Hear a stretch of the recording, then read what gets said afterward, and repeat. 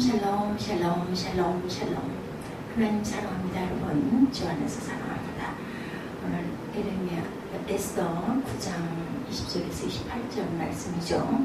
28절에 각 지방 각 집에서 대대로 이 두 날을 기념하여 지키되 이 부리미를 유다인 중에서 패하지 않게 하고 그들의 후손들이 계속해서 기념하게 하였더라. 이렇게 해서 불임절에 대한 슬픔이 변하여 기쁨이 되는 날이죠. 이스라엘 사람들의 명절인 불임절이 어떻게 해서 생겼으며 오늘까지 지키게 되었는지 설명하고 있습니다. 불임절은 본문 21절에 보는 대로 아달월 14일과 15일, 우리나라 그 절기로 보면 12월 달 13일과 14일이다. 2월 중순에서 3월 중순 사이에 걸친 달, 이런 해석이 나와 있는데, 이 아달월의 두 날, 즉 14일과 15일을 불임이라고 부르게 되었는데, 불임 즉 제비를 뽑는 일 때문이다. 이것이 오늘 자체의 설명입니다.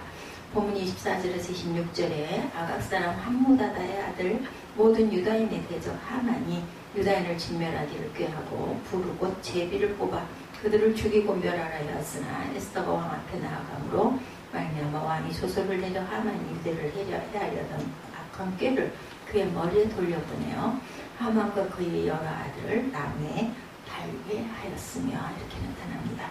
우리가 불의 이름을 따라 이 두 날을 불임이라 했다. 불임은 본래 히브리어가 아니고 제비를 의미하는 아카디아어 푸르에서 왔다죠. 불임절은 그러므로 페르시아에 있던 모든 유다 민족이 그들을 멸절시키려고 한 무서운 음모로부터 하나님에 의해 구원받는 역사를 가리키는 명절입니다. 다르게 말하면 불임절은 유다 민족이 대적에게서 벗어나서 평안함을 얻어서 슬픔이 변하여 기쁨이 되고 애통이 변하여 길한 날이 되었음을 기념하는 명절입니다. 이 불임절에는 회당에서 에스더서 전체를 읽는다고 합니다. 사람들은 그때 민족 구원의 영웅이며 에스더의 사촌 모르드게의 이름이 나올 때마다 환호성을 지르고 악한 원수 하만의 이름이 나올 때는 우우하고 야유를 보내기도 한다고 그러죠. 예수님을 웃음 초대라는 책에 성경의 기쁨이나 즐거움이라는 단어가 다양한 형태로 384번이 나온다고 합니다. 기쁨으로 번역된 대표적인 히브리어 명사 시마는 93회, 동사인 사마는 154회가 나오고 신약 성경에서 기쁨으로 번역된 헬라어 명사 카라는 60회, 카이로는 77회가 나온다고 하죠. 이 밖에도 기쁨으로 번역되어 있을 수 있는 히브리어가 102종이 나오고 헬라어도 여러 가지로 표현돼서 나옵니다. 이런 결과를 생각할 때 성경은 기쁨의 책이다 해도 과언이 아니죠. 하나님은 당신의 자녀들이 기쁨 가운데 웃으며 살기를 간절히 바라시는 거죠. 독일의 유명한 영성 신학자인 마이스터 에카르트는 성삼위일체 하나님은 폭소 가운데서 세상을 창조하셨다라는 재미있는 유머스러운 말을 합니다. 하나님은 창세기 1장부터 기뻐하시는 감정을 숨기지 않고 노출시키십니다. 한나를 창조하실 끝마다 보시기에 좋았더라 이렇게 나오죠. 특히 31절에 여섯째 날 창조 마지막 날에 사람을 만드시고 보시기에 심히 좋았더라 또한 이렇게 표현하고 있습니다. 주역하면 얼마나 좋으냐라는 의미죠. 심히 좋았더라, 아주 좋아서 기뻐하시는 모습, 활짝 웃으시면서 하나님의 모습을 표현하고 있는 구절이기도 합니다. 구역 성경에 하나님의 얼굴에 대한 표현이 나오는데 시편 119편 135절에 주의 얼굴에 주의 종에게 비추시고 주의 율례로 나를 가르치소서 이렇게 증거하고 있습니다. 이 말씀을 공동 번역에서는 당신의 종에게 웃는 얼굴을 보이시고 당신의 뜻을 가르쳐 주소서 이렇게 번역됩니다. 하나님의 웃으시고 기뻐하시는 얼굴을 빛나는 얼굴로 표현하고 있습니다. 스바냐 3장 17절 우리 이거 찬양으로도 많이 부르죠. 그가 너로 인하여 기쁨을 이기지 못하며 너를 잠잠히 사랑하시며 너로 인하여 즐거이 부르며 기뻐하시리라. 가사가 이렇게 되어 있어요. 이를 공동 번역에서는 명절이라도 된 듯 기쁘게 더넘실 춤을 추시리라 이렇게 번역이 되어 있습니다. 기쁨을 이기지 못해서 더넘실 춤을 추며 즐거워하신 하나님, 상상만 해봐도 우리 미소가 번지죠. 이렇게 기뻐하신 하나님, 웃으시는 하나님입니다. 하나님은 우리를 만드시고 하나님은 웃음의 근원이 되시는 분. 찬송가 359장에 보면 예수와 함께 계시니 시험이 오나 겁없네 기쁨의 근원 되시는 예수를 위해 삽시다. 이렇게 표현됩니다. 우리에게 믿는 예수님은 정말 기쁨의 근원이 되시는 분이시고 이런 기쁨이 근원 되시고 기쁨의 근원이 되시는 하나님, 웃음의 근원이 되시는 그 하나님이 혼자서만 기뻐하고 웃는 분은 아니죠.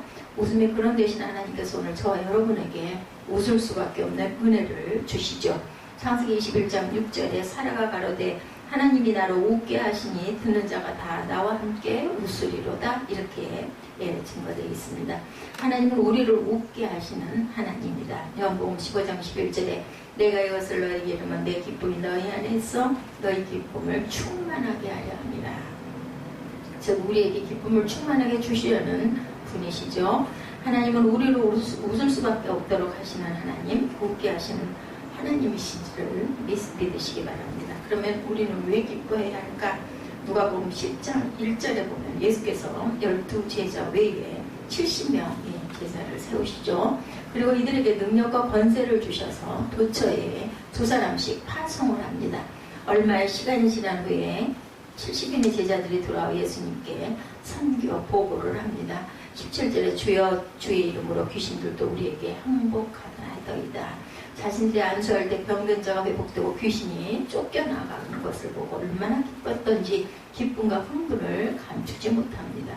누가복음 10장 17절에 70인이 기뻐 돌아와 그런데 여기서 기쁨을 나타내는 단어는 카라입니다. 환희와 기쁨의 의미가 비슷하죠. 아마도 너무 기쁘고 흥분되어서 얼굴 한바구음이 가득했던 것이겠죠. 이 보고를 들은 예수님은 21절에 예수께서 성령으로 기뻐하사 이렇게 표현하시는데 여기서 기쁨을 나타낸 단어는 아갈리아오. 이 단어는 크게 기뻐하다. 기뻐서 뛰다 춤을 추면서 기쁨을 나타내다라는 뜻을 가지고 있습니다. 72년 구역 성경의 시편에서는 이 단어가 노래하고 춤추며 기뻐한다라는 뜻으로 자주 사용되었습니다. 그러니 제자들의 기쁨도 컸지만 예수님의 기쁨은 정말 춤을 추며 노래하고 더덩실 춤추고 싶은 그런 기쁨, 뛰는 그런 기쁨. 중요한 것은 이렇게 기뻐하는 제자들로 인해 예수님도 기뻐하시면서 이런 귀한 말씀을 하십니다. 20절에 그러나 귀신들이 너에게 항복하는 것을 기뻐하지 말고 너 이름이 하늘에 기록된 것을 기뻐해라. 이렇게 말씀하시죠. 우리가 진정 춤추며 기뻐해야 할 이유는 우리 이름이 하늘에 기록된 것입니다. 우리 예수님의 믿음으로 구원받아 하나님의 자녀가 되고 천국으로 돌아가게 되었고 내 이름이 하늘의 생명책에 기록됐기 때문에 우리는 기뻐할 수밖에 없고 기쁜 것입니다. 우리 기독교는 사실은 잔치집 분위기죠. 날마다 축제가 펼쳐지게 하는 종교입니다. 범죄함으로 타락한 우리 인간이 모든 죽어야 할 운명에서 예수를 믿어서 산 생명들이 되지 않았습니까? 천국 가게 됐어요. 영생을 누리게 되었습니다. 이보다 더 놀라운 복음, 이보다 더 놀라운 사건, 이보다 더 기쁜 사건은 없겠죠. 누가복음 2장 10절에서 큰 기쁨의 소식이다 이렇게 말씀합니다. 우리 믿는 성도는 세상 그 누구보다도 기뻐해야 할 이유를 가진 사람들입니다. 우리가 오늘도 주의를 지키지만 지금도 주의를 항상 지키죠. 주님의 날입니다. 가스데이죠. 주님의 날. 이날은 주님이 부활하신 날, 우리의 구원을 완성하신 날. 이 날을 우리가 어떻게 지켜야 되는가? 몸만 왔다 갔다 해서는 안 되겠죠. 뛰며 즐거워해야 합니다. 이 날은 주의 지으신 주의 날일세. 기뻐하고 기뻐하며 즐거워하세. 즐거워하세. 이 날은 주님의 날일세. 기뻐하고 즐거워하세. 이 날은 주의 날일세. 우리의 구원을 위해 부활하신 날인 주일을 우리는 크게 기뻐하고 즐거워하고 지켜야 합니다. 우리가 왜 기뻐해야 하나? 하나님은 우리를 여러 가지 위기에서 구원해 주시고 모든 것을 역전시켜 주시는 분이기 때문에 또한 기뻐해야 합니다. 지금까지 우리가 에스더서를 보아왔는데 하만에게 절하지 않은 모르드게로 말미암아 유대인들이 하루아침에 죽음의 위기에 처하게 되었죠. 이런 민족적 위기를 에스더가 죽으면 죽으리라 라고 결단을 하고 왕 앞에 나아가 한순간에 역전을 시키는 그 통쾌한 내용이죠. 예, 하만이 죽죠. 또한 대적들을 죽이려는 새로운 조소가 공포됩니다. 12월 13일 되었어요. 그죠? 유대인들은 자신의 생명을 해치려는 자신과 싸워서 그들을 자들과 싸워서 진면합니다.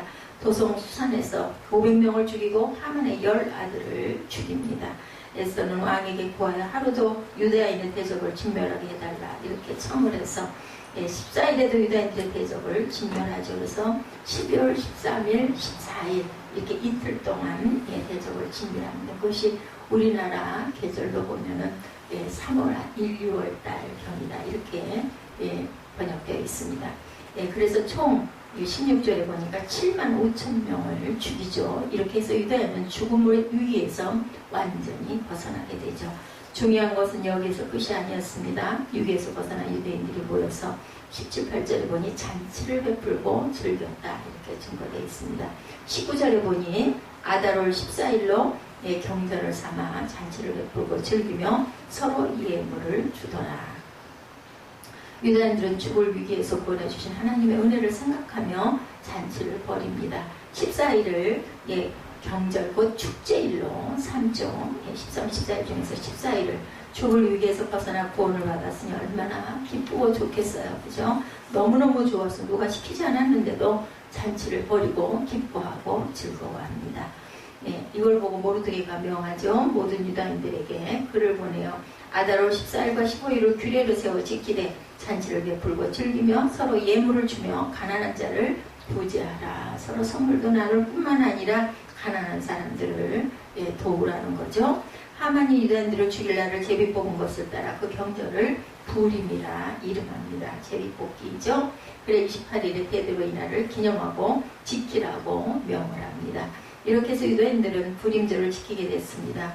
죽을 위기에서 벗어나게 해주신 하나님의 은혜를 감사하는 축제의 절기. 우리가 오늘 하루를 사는 동안 이 세상에 얼마나 많은 위기들이 발생하는지 모르죠. 하루에도 수백만 명이 죽습니다. 교통사고는 또는 얼마나 많이 일어납니까? 암으로 얼마나 많은 사람이 죽습니까? 또 다치는 사람들은 또는 얼마나 많을까요? 오늘 우리는 여러 가지 수많은 위기에 노출되어서 살아가고 있습니다. 그런데 그런 위기가 나에게 찾아오지 않는 것은 하나님이 그 모든 위기에서 우리를 구원해 주시기 때문이고 붙들어 주시기 때문이고 보호해 주시기 때문이고 그뿐이 아니라 우리가 인생을 살면서 위기를 겪을 때마다 하나님의 모든 위기에서 우리를 건져 주셨기에 오늘 우리는 이렇게 감사하며 기뻐하며 살아야 할 이유죠. 그러므로 오늘 우리는 매일매일 축제의 인생을 살아가야 합니다. 기쁨의 인생을 살아가야 되겠죠. 절에 가면 초상집 분위기입니다. 그런데 유교의 이미지가 강하게 풍기는 곳에 가보면 제사집 같아요. 그러나 교회는 잔치집이고 명절 분위기가 되어야 하는 줄로 믿습니다. 왜냐하면 우리는 새 생명이 있어서 죽어도 살고 살아도 사는 것이기 때문이죠.